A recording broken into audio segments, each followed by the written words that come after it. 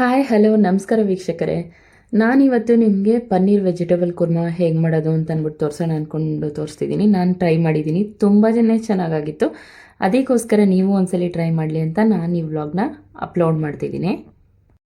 ಇದನ್ನು ಮಾಡೋಕ್ಕೆ ಸ್ವಲ್ಪ ಟೈಮ್ ಹಿಡಿಬೋದು, ಆದರೆ ನೀವು ತಿಂದಾಗ ಮಾತ್ರ ಇಷ್ಟು ಕಷ್ಟಪಟ್ಟಿದ್ದೀರಿ ಅಂತ ಅನ್ಸೋದೇ ಇಲ್ಲ. ಅಷ್ಟು ತುಂಬ ಚೆನ್ನಾಗಿರುತ್ತೆ, ತೃಪ್ತಿ ಆಗುತ್ತೆ, ತಿಂದವ್ರಿಗೂ ಕೂಡ ಖುಷಿ ಆಗುತ್ತೆ, ನೀವು ಮಾಡಿದವ್ರಿಗೂ ಕೂಡ ಖುಷಿ ಆಗುತ್ತೆ. ಇದ್ರೆ ಹೇಗೆ ಮಾಡೋದು ಅಂತ ಸ್ಟಾರ್ಟ್ ಮಾಡೋಣ. ಇದಕ್ಕೆ ನಾನಿವಾಗ 2 ಟೇಬಲ್ ಸ್ಪೂನ್ ಆಯಿಲ್ ಹಾಕ್ಕೊತಾ ಇದ್ದೀನಿ. ಇದು ಆಯಿಲ್ ಸ್ವಲ್ಪ ಬಿಸಿ ಆದಮೇಲೆ ಇದಕ್ಕೆ ನಾನು 2 ಈರುಳ್ಳಿ ಕಟ್ ಮಾಡಿ ಇಟ್ಕೊಂಡಿದ್ದೀನಿ. 2 ಈರುಳ್ಳಿ ಹಾಕ್ಕೊಳ್ತಾ ಇದ್ದೀನಿ. ಈರುಳ್ಳಿ ಸ್ವಲ್ಪ ಕೆಂಪುಗಾಗೋವರೆಗೂ ಫ್ರೈ ಮಾಡ್ಕೊಬೇಕಾಗತ್ತೆ.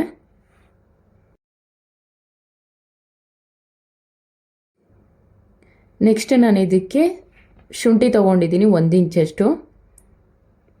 ಮತ್ತು ಇದಕ್ಕೆ ನಾನು 1 ಬೆಳ್ಳುಳ್ಳಿನ ಬಿಡಿಸಿ ಹಾಕ್ಕೊಂಡಿದ್ದೀನಿ. 1 ಬೆಳ್ಳುಳ್ಳಿ ಮತ್ತು 1 ಇಂಚಷ್ಟು ಶುಂಠಿ ಹಾಕ್ಕೊಂಡಿದ್ದೀನಿ. ಇದಕ್ಕೆ ನಾನು 2 ಸ್ಪೂನಷ್ಟು ಕೊಕೊನಟನ್ನು ಕಟ್ ಮಾಡಿ ಇಟ್ಕೊಂಡಿದ್ದೆ. 2 ಸ್ಪೂನ್ ಕೊಕೊನಟ್ ಹಾಕ್ಕೊಳ್ತಾ ಇದ್ದೀನಿ. ನೆಕ್ಸ್ಟ್ ಇದಕ್ಕೆ ನಾನು 5 ಬ್ಯಾಡಗೆ ಮೆಣಸಿಕಾಯಿ ಹಾಕ್ಕೊಂಡಿದ್ದೀನಿ. ನಿಮ್ಗೇನಾದರೂ ಖಾರ ಬೇಕು ಅಂತ ಅಂದರೆ ಇದ್ರ ಜೊತೆಗೆ ನೀವು 2 ಒಣಮೆಣ್ಸಿಕಾಯಿನೂ ಹಾಕ್ಕೊಳ್ಳಿ.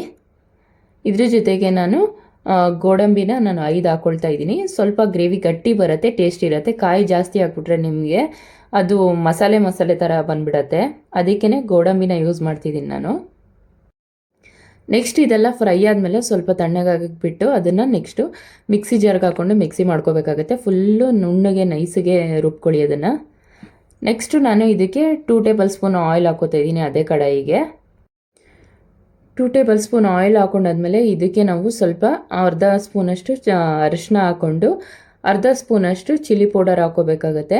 ಹಾಕ್ಕೊಂಡು ಇದಕ್ಕೆ ನಾವು ಏನು ತೊಗೊಂಡಿರ್ತೀವಿ ಪನ್ನೀರನ್ನು, ಅದನ್ನು ಸಣ್ಣಕ್ಕೆ ಕಟ್ ಮಾಡಿ ಇಟ್ಕೊಂಡಿರೋ ಪನ್ನೀರನ್ನ ಇದಕ್ಕೆ ಹಾಕ್ಕೊಂಡು 2 ನಿಮಿಷ ನಾವು ಆ ಪನ್ನೀರನ್ನ ಸ್ವಲ್ಪ ಬಿಸಿ ಮಾಡ್ಕೊಬೇಕಾಗತ್ತೆ. ಯಾಕಂದರೆ ಆ ಪನ್ನೀರು ಸ್ವಲ್ಪ ಇದರಲ್ಲಿರೋ ಖಾರನ ಅದನ್ನು ಹಿಡ್ಕೊಳ್ಳೋವರೆಗೂ ಫುಲ್ ಮಿಕ್ಸ್ ಆಗೋವರೆಗೂ ನಾವು ಫ್ರೈ ಮಾಡ್ಕೊಬೇಕಾಗತ್ತೆ. ಪನ್ನೀರನ್ನ ನಾವು ಫ್ರಿಜ್ಜಲ್ಲಿ ಇಟ್ಟಿರೋದ್ರಿಂದ ಅದರಲ್ಲಿ ನೀರಾಂಶ ಇದ್ದೇ ಇರುತ್ತೆ. ನಾವು ಈ ಥರ ಫ್ರೈ ಮಾಡೋದ್ರಿಂದ ಅದರಲ್ಲಿರೋ ನೀರಾಂಶ ಕೂಡ ಹೊರಗಡೆ ಬರುತ್ತೆ. ನೆಕ್ಸ್ಟು ನಾವು ಇದನ್ನು ಹಾಕೋಬೇಕಾದ್ರೆ ಆ್ಯಡ್ ಮಾಡ್ಕೋಬೇಕಾದ್ರೆ ಇದನ್ನು ಸೇರಿಸಿ ನೀರನ್ನು ಕೂಡ ಸೇರಿಸಿ ಹಾಕೋಬೇಕಾಗತ್ತೆ. ನೋಡಿ, ಅದು ಅರಿಶಿನ ಮತ್ತು ಚಿಲ್ಲಿ ಪೌಡರ್ನ ಫುಲ್ಲು ಇಟ್ಕೊಂಡಿದೆ, ಅದು ಮಿಕ್ಸ್ ಆಗಿದೆ. ಇವಾಗ ನಾನು ಅದನ್ನು ಒಂದು ಬೌಲಿಗೆ ಹಾಕ್ಕೊಂಡು ಇಟ್ಕೊಳ್ತಾ ಇದ್ದೀನಿ. ನಾನಿವಾಗ ಒಂದು ಕಡಾಯಿ ಇಟ್ಕೊಂಡಿದ್ದೀನಿ. ಇದಕ್ಕೆ ನಾನು 2 ಸ್ಪೂನಷ್ಟು ಆಯಿಲ್ ಹಾಕ್ಕೊತಾ ಇದ್ದೀನಿ. ಇದಕ್ಕೆ ಇವಾಗ ನಾನು ತೊಗೊಂಡಿರೋ ಮಸಾಲೆಗಳನ್ನೂ ಕೂಡ ಆ್ಯಡ್ ಮಾಡ್ತಾ ಹೋಗ್ತೀನಿ. 1 ಇಂಚಷ್ಟು ಚಕ್ಕೆ ತೊಗೊಂಡಿದ್ದೀನಿ. ಇದಕ್ಕೆ 4 ಲವಂಗ ಹಾಕ್ತಾ ಇದ್ದೀನಿ. 1 ಏಲಕ್ಕಿ ಹಾಕ್ತಿದ್ದೀನಿ ಅದ್ರ ಜೊತೆಗೆ. ಇದಕ್ಕೆ ನಾನು 2 ಪಲಾವ್ ಎಲೆ ಹಾಕ್ಕೊಳ್ತಾ ಇದ್ದೀನಿ. ಇದಕ್ಕೆ ಅರ್ಧ ಸ್ಪೂನಷ್ಟು ಸೋಂಪು ಕೂಡ ಆ್ಯಡ್ ಮಾಡ್ಕೊತಾ ಇದ್ದೀನಿ. ಸ್ವಲ್ಪ ಇದು ಫ್ರೈ ಆದಮೇಲೆ ಇದಕ್ಕೆ ನಾನು ಕರ್ಬೇವಿನ ಸೊಪ್ಪು ತೊಗೊಂಡಿದ್ದೆ. 2 ಕಡ್ಡಿ ಕರ್ಬೇವಿನ ಸೊಪ್ಪು ಹಾಕಿದ್ದೀನಿ. ಇದಕ್ಕೆ ನಾನು 1 ಈರುಳ್ಳಿನ ಕಟ್ ಮಾಡಿ ಇಟ್ಕೊಂಡಿದ್ದೆ ಸಣ್ಣದಾಗಿ. ಈರುಳ್ಳಿ ಹಾಕ್ಕೊಳ್ತಾ ಇದ್ದೀನಿ. ಇವಾಗ ಈರುಳ್ಳಿ ಫುಲ್ಲು ಕೆಂಪಗಾಗೋವರೆಗೂ ಫ್ರೈ ಮಾಡ್ಕೊಳ್ಳಿ.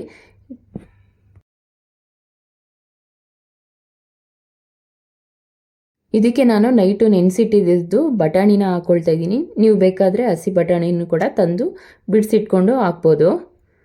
ಇದಕ್ಕೆ ಕಟ್ ಮಾಡ್ಕೊಂಡು ಇಟ್ಕೊಂಡಿರೋ ಕ್ಯಾರೆಟು ಮತ್ತು ಸ್ವಲ್ಪ ಬೀನ್ಸು ಕಟ್ ಮಾಡಿ ಇಟ್ಕೊಂಡಿದ್ದೆ, ಬೀನ್ಸು ಹಾಕ್ಕೊಳ್ತಾ ಇದ್ದೀನಿ.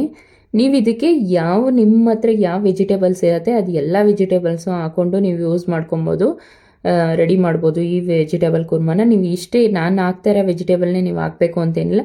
ಮೇನ್ ಅಂದರೆ ಅದಕ್ಕೆ ಬೇಕಾಗಿರೋದು ಬೀನ್ಸು ಮತ್ತು ಕ್ಯಾರೆಟ್ ನೀವು ಆ್ಯಡ್ ಮಾಡಲೇಬೇಕಾಗತ್ತೆ. ವೆಜಿಟೇಬಲ್ ಎಲ್ಲ ಹಾಕಾದ್ಮೇಲೆ ಎಣ್ಣೆಲೇ ನಾವು ಆದಷ್ಟು ಫ್ರೈ ಮಾಡ್ಕೊಂಬಿಡ್ಬೇಕು. ಅರ್ಧದಷ್ಟು ಅಥವಾ ಮುಕ್ಕಾಲದಷ್ಟು ನಾವು ಇಲ್ಲೇ ಫ್ರೈ ಮಾಡ್ಕೋಬೇಕು. ಯಾಕಂದರೆ ಮಸಾಲೆ ಹಾಕಾದ್ಮೇಲೆ ಅದು ತುಂಬ ನಿಧಾನ ಆಗುತ್ತೆ, ಬೇಗ ತರಕಾರಿ ಬೇಯೋದಿಲ್ಲ. ಆವಾಗ ಮಸಾಲೆ ಹಾಕಾದ್ಮೇಲೆ ಸ್ವಲ್ಪ ಉಪ್ಪು ಹಾಕ್ಕೊಳ್ತೀನಿ. ಇವಾಗ ತರಕಾರಿ ಬೇಯಕ್ಕೆ ಸ್ವಲ್ಪ ಉಪ್ಪು ಹಾಕ್ಕೊಳ್ತಾ ಇದ್ದೀನಿ, ಒಂದು ಅರ್ಧ ಟೇಬಲ್ ಸ್ಪೂನಷ್ಟು.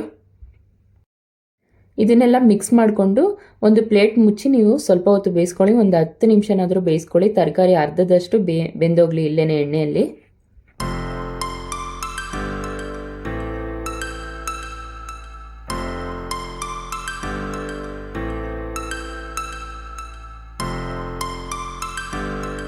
ಇವಾಗ ನೋಡಿ ವೆಜಿಟೇಬಲ್ ಬಂದಿದೆ. 1 ಸ್ಪೂನಲ್ಲಿ ಕಟ್ ಮಾಡಿದ್ರೆ ಕಟ್ ಆಗ್ತಿದೆ ಅದು ವೆಜಿಟೇಬಲು.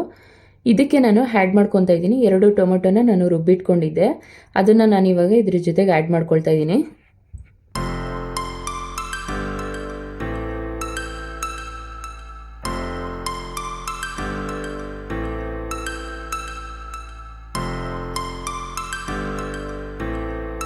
ಚೆನ್ನಾಗಿ ನೀವು ಟೊಮೊಟೊ ಪೇಸ್ಟ್ನ ಮಿಕ್ಸ್ ಮಾಡ್ಕೊಂಡು ಅದರಲ್ಲಿರೋ ನೀರಾಂಶ ಹೋಗಲಿ. ಇದಕ್ಕೆ ನಾನು 1 ಸ್ಪೂನಷ್ಟು ಚಿಲ್ಲಿ ಪೌಡರ್ ಹಾಕ್ಕೊಳ್ತಾ ಇದ್ದೀನಿ. ನಾನು ಇದಕ್ಕೆ ಹಸಿಮೆಣ್ಸಿಕಾಯಿ ಹಾಕಿಲ್ಲ, ಚಿಲ್ಲಿ ಪೌಡರ್ ಮಾತ್ರ ಹಾಕ್ಕೊಳ್ತಿದ್ದೀನಿ. ಇದಕ್ಕೆ ಆಮೇಲೆ ನೆಕ್ಸ್ಟು 1 ಸ್ಪೂನಷ್ಟು ಧನಿಯಾ ಪೌಡರ್ ಹಾಕ್ಕೊಳ್ತಾ ಇದ್ದೀನಿ. ಇದಕ್ಕೆ ನಾನು ಗರಂ ಮಸಾಲನ ಕೂಡ ಆ್ಯಡ್ ಮಾಡ್ಕೊಂಡಿದ್ದೀನಿ, ಅರ್ಧ ಸ್ಪೂನಷ್ಟು. ಇದನ್ನು ಮಿಕ್ಸ್ ಮಾಡಿಕೊಂಡು ಇದನ್ನು ನೀವು ಒಂದು ಪ್ಲೇಟ್ ಮುಚ್ಚಿ 2 ನಿಮಿಷಕ್ಕೆಲ್ಲ ಬೇಯಿಸ್ಕೊಳ್ಳಿ. ಯಾಕಂದರೆ ನಾವು ಟೊಮೊಟೊ ಪೇಸ್ಟ್ ಹಾಕಿರ್ತೀವಲ್ಲ, ಅದರಲ್ಲಿರೋ ನೀರಂಶ ಅದು ಫುಲ್ಲು ಹೋಗ್ಬಿಡಬೇಕು.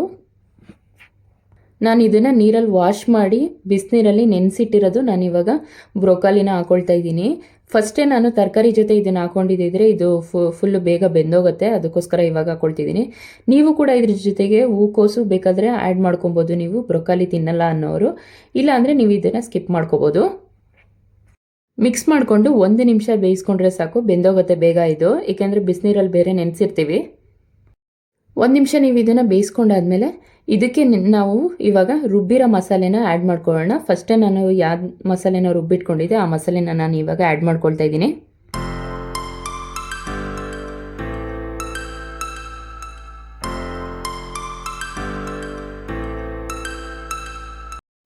ಇದಕ್ಕೆ ನಾನಿವಾಗ 1 ಲೋಟದಷ್ಟು ನಾನಿವಾಗ ನೀರು ಆ್ಯಡ್ ಮಾಡ್ಕೊಳ್ತೀನಿ. ಸ್ವಲ್ಪ ಗಟ್ಟಿನೇ ಬೇಕಲ್ವ ಗ್ರೇವಿ ಇದು.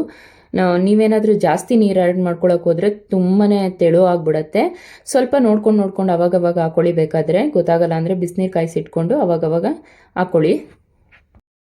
ಯಾಕಂದರೆ ನೀವು ಮಸಾಲೆ ಹಾಕೊಂಡಾದ್ಮೇಲೂ ಕೂಡ ಅದು ಕೂಡ ನೀರು ಬಿಟ್ಕೊಳ್ತಾ ಹೋಗುತ್ತೆ. ಸ್ವಲ್ಪ ನೋಡಿಕೊಂಡು ಅವಾಗ ಸ್ವಲ್ಪ ಹಾಕ್ಕೊಳ್ಳಿ. ಫುಲ್ಲು ತೆಳು ಮಾಡ್ಕೊಳಕ್ಕೆ ಹೋಗ್ಬೇಡಿ ಇದನ್ನು.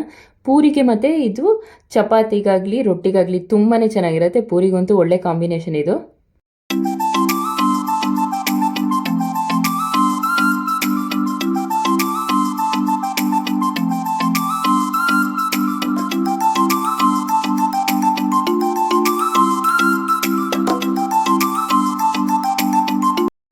ಆವಾಗಲೇ ನಾನು ತರಕಾರಿ ಬೇಯಕ್ಕೆ ಉಪ್ಪು ಹಾಕೊಂಡಿದ್ದೆ, ಅರ್ಧ ಟೇಬಲ್ ಸ್ಪೂನು. ಇವಾಗ ಮಸಾಲೆಗೆ ಎಷ್ಟು ಬೇಕೋ ಅಷ್ಟು ಉಪ್ಪನ್ನು ನಾನು ಇದ್ರ ಜೊತೆಗೆ ಆ್ಯಡ್ ಮಾಡ್ಕೊಳ್ತಾ ಇದ್ದೀನಿ. ಇವಾಗ ಇದನ್ನು ನೀವು ಉಪ್ಪಾಕಿ ಮಿಕ್ಸ್ ಮಾಡ್ಕೊಂಡಾದ್ಮೇಲೆ ಇದನ್ನು ಪ್ಲೇಟ್ ಮುಚ್ಚಿ 10 ನಿಮಿಷ ಬೇಯಿಸ್ಕೊಳ್ಳಿ ಇದನ್ನು.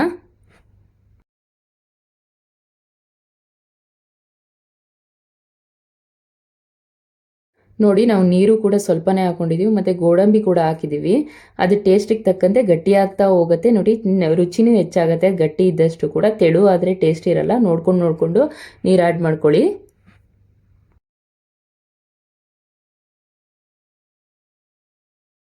ನೋಡಿ, ನಾನು ಇದನ್ನು 10 ನಿಮಿಷ ಬೇಯಕ್ಕೆ ಬಿಟ್ಟಿದ್ದೆ. ನೋಡಿ, ಫುಲ್ಲು ಗಟ್ಟಿಯಾಗಿದೆ. ಇವಾಗ ನಾನು ಇದಕ್ಕೆ ಆವಾಗಲೇ ನಾನು ಬೇಯಿಸಿಟ್ಕೊಂಡಿದ್ದು ಪನ್ನೀರನ್ನ, ನಾನು ಹುರಿದಿಟ್ಕೊಂಡಿರೋ ಪನ್ನೀರನ್ನ ಇವಾಗ ಇದಕ್ಕೆ ಆ್ಯಡ್ ಮಾಡ್ಕೊಳ್ತಾ ಇದ್ದೀನಿ. ನೀರು ಸಮೇತ ಹಾಕ್ಕೊಳ್ತಿದ್ದೀನಿ. ನೀರನ್ನ ಬಿಸಾಡಕ್ಕೆ ಹೋಗ್ಬೇಡಿ, ಅದ್ರ ಜೊತೆಗೆ ಆ್ಯಡ್ ಮಾಡ್ಕೊಳ್ಳಿ. ನೋಡಿ, ಪನ್ನೀರ್ನೆಲ್ಲ ಮಿಕ್ಸ್ ಮಾಡ್ಕೊಂಡಿದ್ದೀನಿ. ಇವಾಗ ನಾನು ಇದನ್ನು ಒಂದು ಪ್ಲೇಟ್ ಮುಚ್ಚಿ ಇದನ್ನು 5 ನಿಮಿಷ ಕರೆಕ್ಟಾಗಿ ಬೇಯಿಸ್ಕೊತೀನಿ. ಯಾಕಂದರೆ ಪನ್ನೀರ್ ಬೇಯೋಕ್ಕೆ ಜಾಸ್ತಿ ಟೈಮ್ ಬೇಕಾಗಿಲ್ಲ, ಒಂದು 2ರಿಂದ 3 ನಿಮಿಷ ಸಾಕು. ನಾನು ಅದು ಗ್ರೇವಿನೂ ಗಟ್ಟಿ ಬರಲಿ ಅಂತ 5 ನಿಮಿಷ ಬೇಯಿಸ್ಕೊಳ್ತಿದ್ದೀನಿ. ನೋಡಿ, ನೀವು ತೊಗೊಂಡಿರೋ ಪಾತ್ರೆ ಸರಿ ಇಲ್ಲ ಅಂದರೆ ಕೆಳಗಡೆ ತಳ ಹಿಡಿದು ಬಿಡುತ್ತೆ, ಸೀದೋಗುತ್ತೆ. ಆವಾಗವಾಗ ಪ್ಲೇಟ್ ತೆಗೆದು ಒಂದೊಂದು ರೌಂಡು ಅದನ್ನು ತಿರುಗಿ ಪ್ಲೇಟ್ ಮುಚ್ಕೊಳ್ಳಿ, ಏಕೆಂದರೆ ತಳ ಹಿಡ್ಕೊಂಬಿಡತ್ತೆ.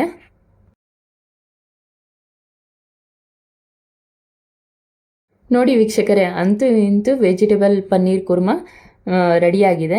ಇನ್ನೇನಿಲ್ಲ, ರುಚಿ ನೋಡೋದು ಅಷ್ಟೇನೆ.